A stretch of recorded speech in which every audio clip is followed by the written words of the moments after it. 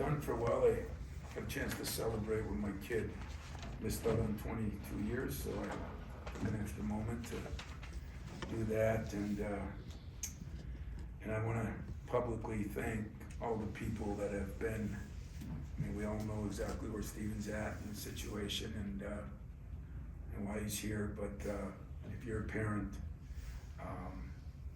it's just one of those times that what I was most excited about wasn't for him. I was most excited that our players and our fans cared so much about him that they made that more special for me. And it was it was something I'll never forget. So as far as the game goes, I was disappointed in the first half. I was disappointed by the way we were offensively. Defensively, we were very good. Defensively, we did a lot of great things. We made some crazy turnovers on those layups again. We drop-offs, and AJ had a couple again where, I don't know what's happening there because he's been playing so good. But he didn't play good the first half, and I told him that at halftime, and it wasn't an argument. It was I kind of get it, and I thought he did a much better job the second half. And as I've always stated to all of you, when the head dies, the body follows. When the head excels, the body usually follows. And on a day when Tyson wasn't maybe quite himself, and give some credit to Rutgers for that. He's a hell of a coach. And Jaden maybe wasn't quite got no foul trouble and a little frustrated. But we had some other guys, Trey Holloman not only did a great job, but he played a lot more minutes than he normally does. Cohen made a couple of really good plays when it was critical. But Carson Cooper, if you remember coming out of that timeout, we won in 1909, Monty called a nice play against the zone, and Carson had to make the screen, and Malik made the play and dunked it, and that got us going. And then he took that big charge where Jonathan Smith was in the locker room with his family after the game, and I said that was a linebacker, hit. I mean, he just stood there. That guy went 100 miles an hour from one end to the other, and he took it right in the chest. And that was a big play, and not many guys I've had that would do that. And even though I thought we fumbled a few here between him and Marty, those kind of plays are winning plays. They're effort-related plays. Tyson getting on the floor, Jackson getting on the floor. Those are effort-related plays that nobody appreciates except the coach. Effort is a skill nowadays. Effort is a skill, and we do not look at that enough. And so even though I was pleased with some guys, those effort-related things, and especially the things that Carson did today, make it special. So a lot of work to do. We're still not as consistent, but to win a game when our two best shooters didn't shoot it real well, I think speaks volumes for us too, that we won it the old-fashioned way. We defended against a very good rebounding team. We were +7 on the boards, 19 assists on 25 baskets. We only had 2 turnovers the second half. A lot of things that you hope would happen, happened. And for that, I'm grateful. And by the way, the crowd was, we're 10-7, and I'm sure there's people upset and mad and disappointed. But I'll tell you what, the zone was great. The fans up on top were great. It just kind of means something to me on the program that we built, and I appreciate that. Questions? Tom, for most of the game, up until about 12 minutes to go, it was back and forth. Nobody had a lead bigger than 2 possessions. What do you think was the breakout point for your team to take it to that next level? Well, I think that 19-0 run, and I think Cooper got some big rebounds too when Omar Rui was in there. We changed up a couple things defensively. We got caught. They ran some good stuff early that we've never seen. And we made a couple adjustments at halftime and switched a few things, and I think that helped. But I think AJ, we just moved the ball better. We were so stagnant the first half. I don't know why. But sometimes that happens, and shooters they'll make shots. I mean, I thought we had some good shots we missed. But I know this will sound stupid all year, but don't rule them out either. I mean, those two wings, Meg and Hyatt, they're good players. And Omaru is a monster, you know, and I think they're getting a little more out of their guards. They just, you know, I feel sorry for him, you know. I mean, it's one thing, this crazy rules that we have to all deal with, but I think he lost two of his guys in the summer, you know, so, you know, one went to UConn and one went to Washington, and you lose them in the middle of the summer, you don't get to get another player. And so I feel for Steve on that. You know, it's hard enough when you lose him in the fall, in the spring, but when you lose them in the summer. And I think those young guards are coming, but they're young. And so I think all those had a factor in it. A week ago, Malik obviously had a tough game at Northwestern. How have you seen him in these last two games respond to that? You know, he's been a lot better. I mean, he looked so much more aggressive, didn't he? He was the one guy the first half that was aggressive. And he made a couple of man moves at the end. And, you know, it's funny because I've hardly even mentioned him. And he was the best player on the floor today for us. But what I think I hardly mentioned him for is kind of expect that out of him. And so I'm really, you know, if he could get consistent, it changes our team. I mean, you know, and one thing I do talk about, I've done this a lot, I call it the white elephant in the room. I mean, everybody knows our backs are against the wall a little bit.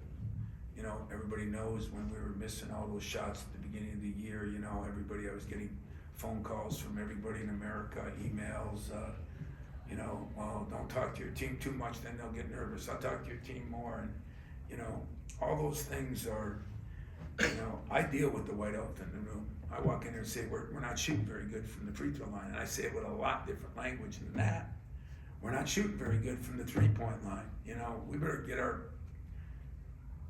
tails in there and work on it harder. You know, I don't hide behind, oh, it'll be okay, we'll make them, you know. Well, I didn't hide behind this either.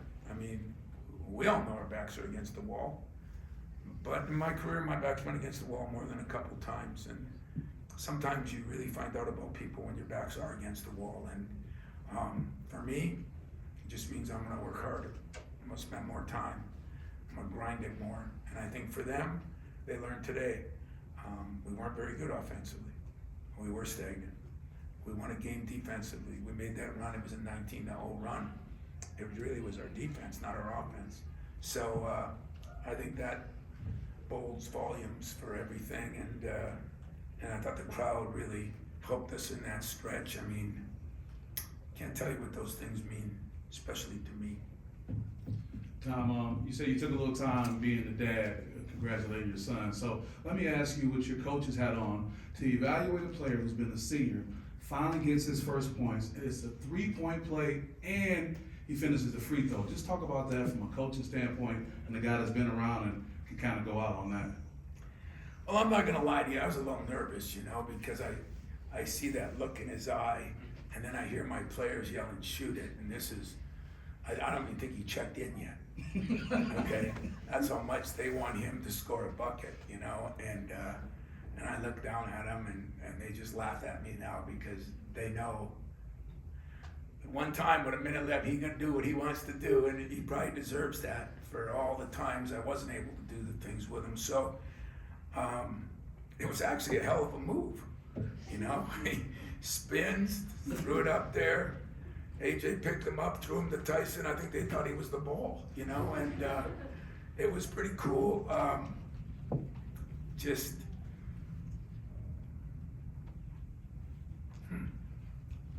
the way the place went crazy for him. All I could think about is I've got like 35 guys down from my old Northern Michigan teams, and I often think when I see them out there, I would have gave my right and left arm just to run through the tunnel. At a place like Michigan State, I would have, you know, I never got a chance to do that.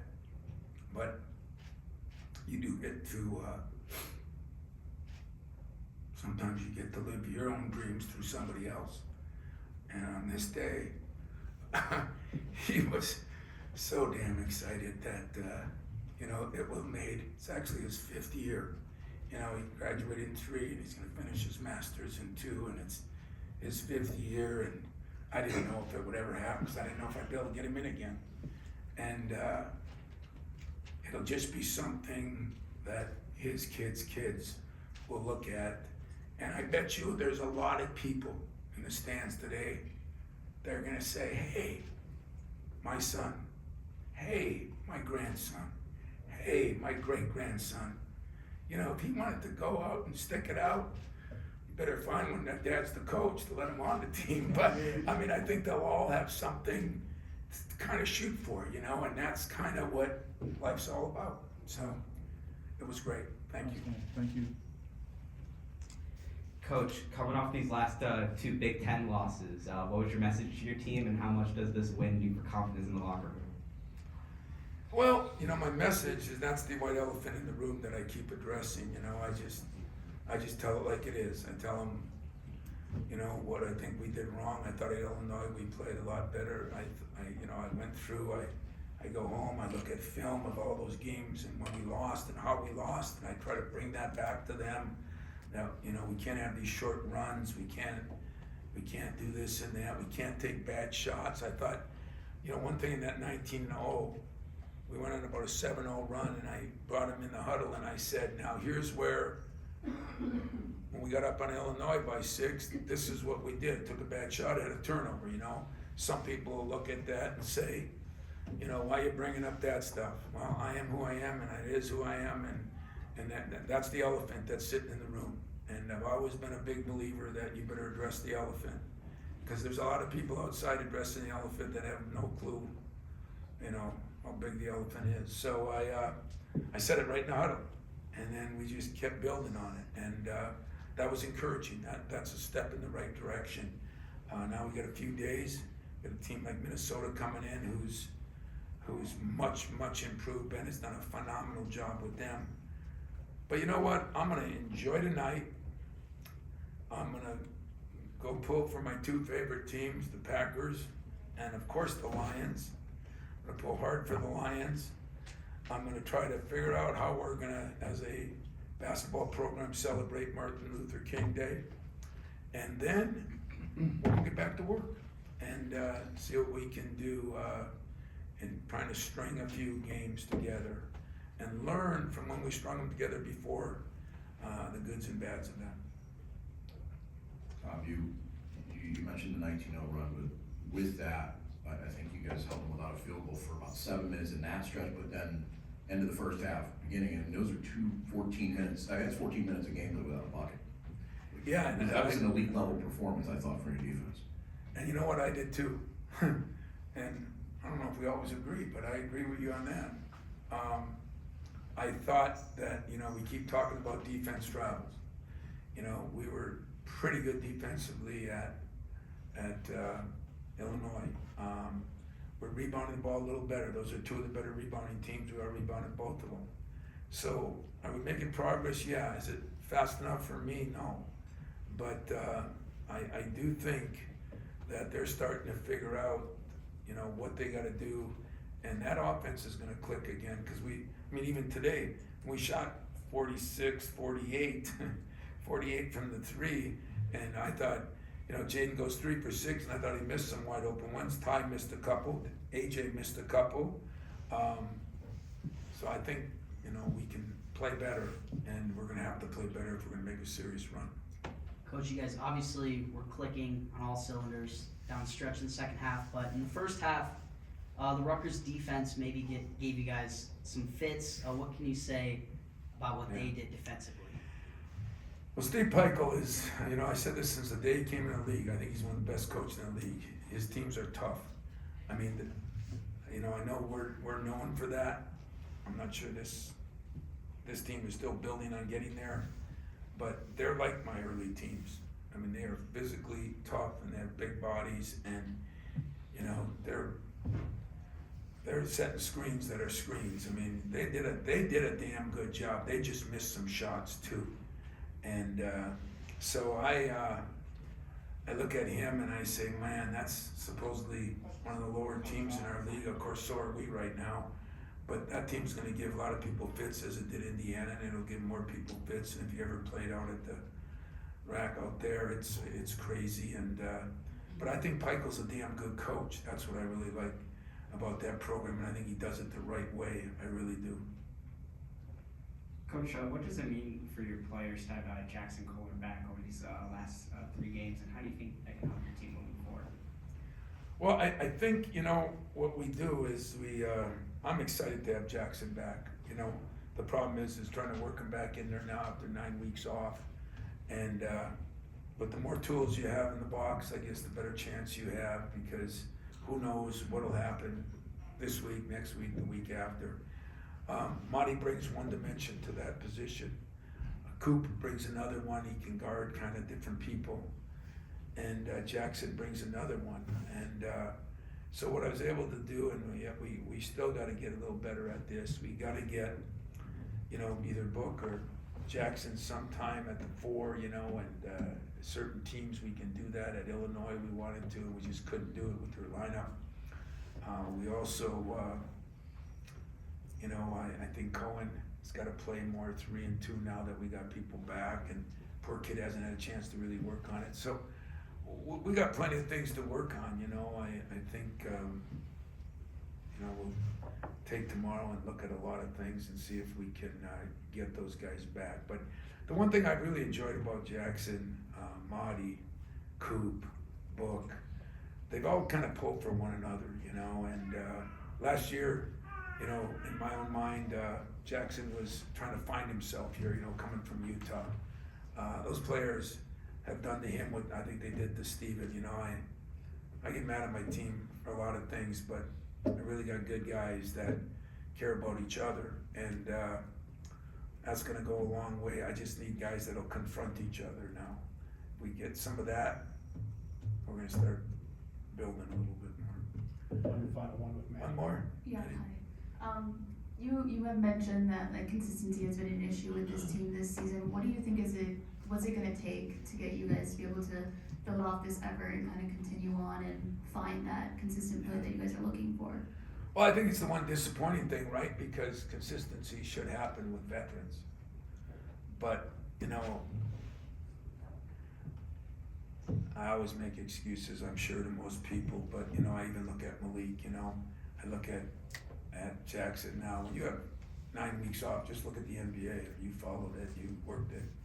Guys get 9 weeks off, they take another 4 weeks to get back to normal,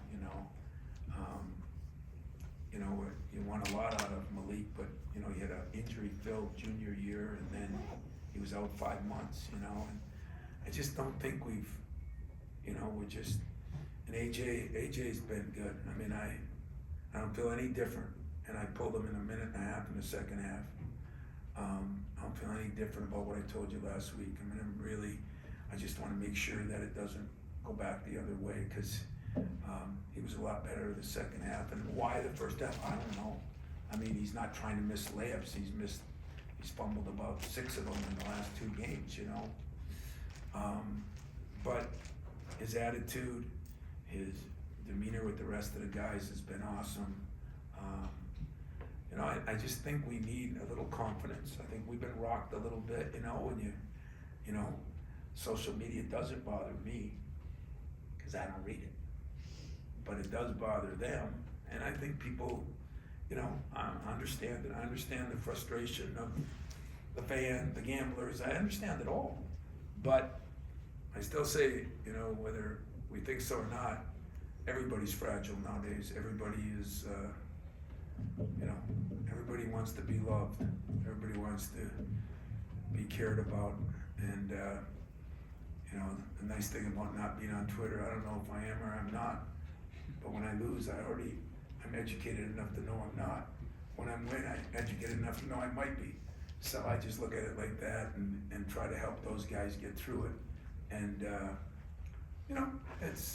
and you know what else? The last thing, we played some good teams that are good too, and nobody's young anymore. Nobody's young. So what used to be your advantage is not necessarily an advantage anymore, because everybody's old. Nobody's playing freshmen. Most of these programs aren't even recruiting freshmen. So it's just a different adjustment, and maybe I've done a poor job of it, maybe I've done a good job of it. I'm gonna keep working at it. And I do think that this team has enough that if we can continually grow a little bit here, get some confidence, win some games, that we just might win more than some people thought. Okay. Thanks a lot, Yeah, thank you. everybody.